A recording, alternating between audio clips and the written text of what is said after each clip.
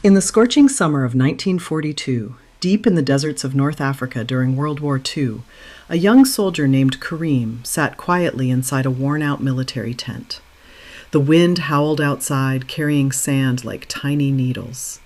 His uniform was covered in dust, his face tired, but his eyes were still full of hope. Karim wasn't a hero. He wasn't famous. He was just one of thousands fighting in a war far from home. That night, under a dim lantern, he took out a small piece of paper and began writing a letter.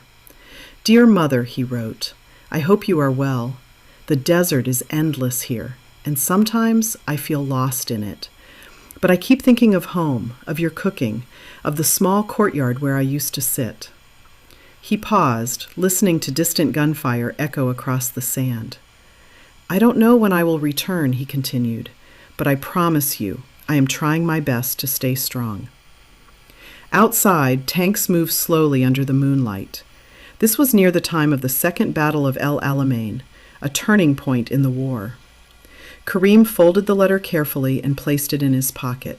He planned to send it the next morning. But morning never came for him. At dawn, the battlefield erupted. Explosions tore through the silence. Smoke filled the sky. Orders were shouted, and chaos swallowed everything. Hours later, the desert became quiet again. Days passed. A fellow soldier, searching through the remains, found Karim's letter still tucked safely in his pocket. The edges were burned, but the words remained. The soldier didn't know Karim personally, but something about the letter felt important.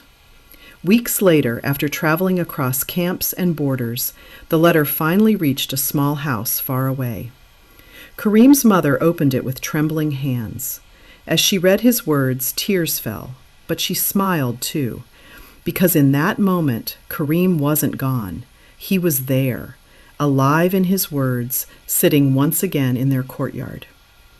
History remembers battles, but sometimes it's the quiet letters that tell the real story.